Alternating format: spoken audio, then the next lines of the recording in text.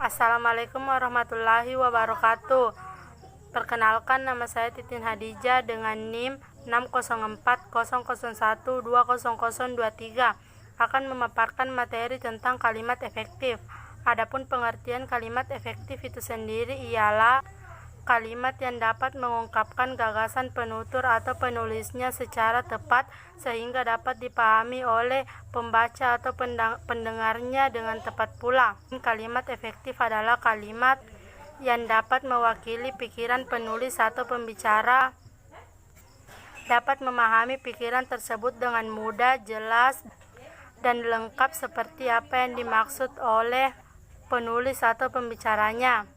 Adapun beberapa definisi kalimat efektif menurut beberapa ahli diantaranya yaitu 1. Menurut Arifin, kalimat efektif ialah kalimat yang memenuhi kriteria jelas, sesuai dengan kaidah, ringkas dan enak dibaca. Kedua, menurut Rahayu, kalimat efektif adalah kalimat yang bukan hanya memenuhi syarat-syarat komunikatif, gramatikal, dan sintaksis saja, tetapi juga hidup, segar, mudah dipahami, serta sanggup menimbulkan daya hayal terhadap pembaca dan pendengarnya. Ketiga, menurut Suryanto, kalimat efektif adalah kalimat yang dapat mewakili pikiran penulis atau pembicara secara tepat sehingga pendengar atau pembaca memahami pikiran tersebut dengan mudah, jelas, dan lengkap seperti apa yang dimaksud oleh penutur atau penulisnya. Ketiga, menurut Sasangka, kalimat efektif adalah kalimat yang dapat mengungkapkan gagasan sesuai yang diharapkan oleh si penulis atau si pembicara. Dari beberapa uraian tersebut dapat diambil kunci bahwa kalimat efektif adalah kalimat yang sesuai dengan kaidah bahasa, jelas, dan mudah dipahami oleh pendengar atau pembaca. Unsur-unsur kalimat efektif. Unsur kalimat adalah fungsi sintaksis yang dalam buku-buku tata bahasa Indonesia lama lazim disebut dengan jabatan kata dan kini disebut peran kata dalam kalimat, yaitu subjek, predikat, objek, pelengkap, dan keterangan. Kalimat bahasa Indonesia baku sekurang-kurangnya terdiri atas dua unsur, yaitu subjek dan predikat. Adapun subjek adalah bagian kalimat yang menunjukkan pelaku, tokoh, sosok benda, suatu hal, dan suatu masalah yang menjadi pokok pembicaraan. Contohnya, ayahku sedang melukis. Subjeknya terdapat pada kata ayahku karena menunjukkan pelaku atau tokoh. Kedua, predikat. Predikat adalah bagian kalimat yang memberitahu melakukan tindakan apa atau dalam keadaan bagaimana subjek, pelaku atau tokoh atau benda dalam suatu kalimat. Contohnya, kuda meringkik. Kata meringkik memberitahukan perbuatan kuda. Contoh lain, kota Jakarta dalam keadaan aman. Kata dalam keadaan aman memberitahukan situasi kota Jakarta terkini. Assalamualaikum warahmatullahi wabarakatuh. Perkenalkan, nama saya Siti Aisyah. Saya akan melanjutkan materi tentang unsur-unsur kalimat. Yang ketiga, objek. Objek adalah bagian kalimat yang melengkapi predikat. Contohnya, Nurul menimbang, arsitek merancang, juru masak menggoreng. Verba transitif menimbang, merancang, dan menggoreng pada contoh tersebut adalah predikat yang menuntut untuk dilengkapi. Keempat adalah pelengkap. Pelengkap adalah bagian kalimat yang melengkapi predikat. Letak pelengkap umumnya di belakang predikat yang berupa verba. Contohnya, Ketua MPR membacakan Pancasila. Ketua MPR adalah subjek, membacakan adalah predikat, Pancasila adalah objek. Kedua yaitu banyak orpospol berlandaskan Pancasila. Banyak orpospol yaitu subjek, berlandaskan yaitu predikat, Pancasila yaitu pelengkap. Unsur kelima yaitu keterangan. Keterangan adalah bagian kalimat yang menerangkan berbagai hal mengenai bagian kalimat yang lainnya. Unsur keterangan dapat berfungsi menerangkan subjek, predikat, objek, dan pelengkap. Selanjutnya, jenis keterangan dan contoh pemakaian. Jenis keterangan: tempat, posisi, di, ke, dari, pada. Contoh pemakaian: di kamar, ke Surabaya, dari pasar, pada umumnya. Keterangan yang kedua yaitu waktu. Posisi, sekarang, pada, dalam, sepulang, sebelum, selama, sepanjang. Contoh pemakaiannya yaitu sekarang jam berapa, pada pukul 5 dini hari, dalam 2 hari ini, sepulang kantor, sebelum mandi, selama bekerja, sepanjang perjalanan. Jenis keterangan yang ketiga adalah alat. Posisi dengan contoh kalimat dengan pisau. Jenis keterangan yang keempat yaitu tujuan. Posisi, supaya, untuk, bagai, demi. Contoh pemakaian: supaya agar kamu paham, untuk kemerdekaan, bagi masa depan, demi orang tua. Jenis keterangan yang kelima yaitu cara. Posisi, secara, dengan jalan. Contoh pemakaian: secara berhati-hati, dengan cara damai, dengan jalan berunding. Yang keenam yaitu kesalingan. Contoh pemakaian: satu sama lain. Keterangan yang ketujuh adalah simulatif. Posisi, seperti, bagaikan, laksana. Contoh pemakaian: seperti angin, bagaikan seorang dewi, laksana bintang di langit. Yang kedelapan yaitu penyebab. Posisi, karena, sebab. Contoh pemakaian: karena perempuan itu, sebab kegagalannya. Kesembilan yaitu penyerta. Posisi, dengan, bersama, beserta. Contoh pemakaian: dengan adiknya, bersama orang tuanya, beserta saudaranya. Materi selanjutnya yang saya akan bahas yaitu ciri-ciri kalimat efektif. Pertama, minimal terdiri atas unsur subjek dan predikat. Contohnya, adik menangis. Adik adalah subjek, menangis adalah predikat. Contoh kedua yaitu mereka sedang bermain. Mereka adalah subjek, sedang bermain adalah predikat. Ciri yang kedua adalah tidak boleh hanya terdiri atas kuasa bawahan. Contohnya, hujan deras sambil bernyanyi karena tidak suka. Ciri-ciri yang ketiga adalah subjek tidak boleh didahului kata depan. Contohnya, kepada hadirin harap tenang. Contoh kedua, bagai para siswa harap menyelesaikan semua tugas dengan tepat waktu. Kedua kalimat tersebut tidak efektif karena subjek menggunakan kata depan. Ciri-ciri yang keempat yaitu hemat dalam pilihan kata. Ciri-ciri yang kelima adalah paralelisme. Ciri-ciri keenam yaitu menggunakan pilihan kata yang tepat. Ciri-ciri yang ketujuh yaitu logis atau dapat diterima akal. Baik, saya akan melanjutkan materinya, yaitu syarat-syarat kalimat efektif. Kalimat efektif adalah kalimat yang memenuhi syarat-syarat berikut. Syarat yang pertama, ketatabahasaan. Syarat ketatabahasaan merupakan faktor penting dan mendasar dalam kalimat efektif. Salah satu contoh ketidakefektifan kalimat karena tidak sesuai dengan aturan tata bahasa adalah adanya pemakaian kan dan i yang salah. Contohnya, dosen menugaskan kami membuat makalah. Contoh yang kedua, ayah mewarisi sebidang tanah untuk saya. Jika dikaitkan dengan ciri pertama dari kalimat efektif, kedua contoh kalimat tersebut kurang efektif. Adapun perbaikannya adalah sebagai berikut.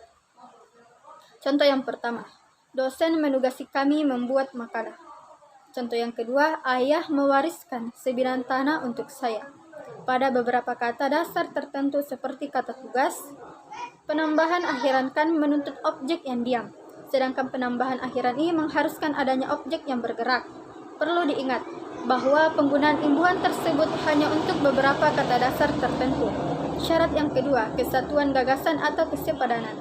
Kesatuan gagasan adalah terdapatnya satu ide pokok dalam sebuah kalimat. Yang dimaksud dengan kesepadanan ialah keseimbangan antara pikiran atau gagasan dan struktur bahasa yang dipakai. Contohnya, bagi semua mahasiswa perguruan tinggi ini harus membayar uang kuliah. Ini adalah contoh kalimat yang salah. Ketidakjelasan subjek atau predikat suatu kalimat tentu saja membuat kalimat itu tidak efektif. Kejelasan subjek dan predikat suatu kalimat dapat dilakukan dengan menghindarkan pemakaian kata depan di, dalam, bagi, untuk, pada, sebagai, tentang, mengenai, menurut, dan sebagainya di depan subjek. Contoh perbaikannya. Semua mahasiswa perguruan tinggi ini harus membayar uang kuliah. Syarat yang ketiga, kehematan. Yang dimaksud dengan kehematan dalam kalimat efektif adalah hemat mempergunakan kata, frasa, atau bentuk lain yang dianggap tidak perlu. Hal ini disebabkan setiap unsur dalam kalimat hendaknya tidak ada yang tidak bermanfaat. Namun, kehematan tidak berarti harus menghilangkan kata-kata yang dapat menambah kejelasan kalimat. Penghematan di sini mempunyai arti penghematan terhadap kata yang memang tidak diperlukan, sejauh tidak menyalahi kaidah tata bahasa. Contohnya, saya melihatnya dengan mata kepala saya sendiri. Mahasiswa itu belajar seharian dari pagi sampai petang. Kalimat tersebut tidak hemat kata-kata. Adapun perbaikannya adalah sebagai berikut. Saya melihat sendiri mahasiswa itu belajar seharian. Penghematan dalam membuat kalimat dapat dilakukan dengan cara-cara sebagai berikut. Cara yang pertama, menghilangkan pengulangan subjek atau penggunaan subjek ganda. Contohnya, karena ia tidak diundang, ia tidak datang ke tempat itu. Perbaikan kalimat itu adalah sebagai berikut. Karena tidak diundang, dia tidak datang ke tempat itu. Yang kedua, menghindarkan pemakaian superordinat pada hiponimi kata. Perhatikan contohnya. Ia memakai baju warna merah. Kata merah sudah mencakupi kata warna.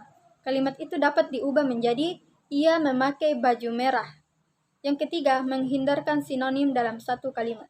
Contohnya, sejak dari pagi hingga sore, anak itu terus menunggu ibunya pulang. Ini adalah kurang hemat. Yang kedua, sejak pagi hingga sore, anak itu terus menunggu ibunya pulang. Ini adalah contoh yang lebih hemat. Yang keempat, tidak menjamakkan kata-kata yang berbentuk jamak. Contohnya, para tamu-tamu sudah berdatangan. Ini adalah salah. Contoh kalimat yang salah.